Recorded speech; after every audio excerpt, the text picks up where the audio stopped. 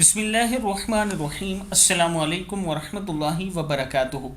عابد راجہ channel کی طرف سے آج میں اپنے دوستوں تک رسول اللہ صلی اللہ علیہ وآلہ وسلم کا ایک بہت ہی پیارا فرمان بتاؤں گا۔ اس سے پہلے میں اپنے تمام دوستوں سے گزارش کروں گا کہ آپ دوستوں نے اس پر ضرور عمل کرنا ہے۔ ناپسندیدہ ولیمہ، رسول اللہ صلی اللہ علیہ وآلہ وسلم نے ارشاد فرمایا، برا ولیمہ وہ ہے جس میں کھانے کے لیے صرف مالدار لوگوں کو بلایا جائے لیکن محتاج غریب لوگوں کو نہ بلایا جائے۔ بخاری کی حدیث ہے کہ آپ شادی کریں، آپ کا ولیمہ ہو اور آپ صرف بڑے بڑے لوگوں کو جو مالدار ہوں ان کو بلائیں اور غریب لوگوں کو نہ بلائیں۔ یہ رسول اللہ صلی اللہ علیہ وآلہ وسلم کا ناپسندیدہ ولیمہ تھا۔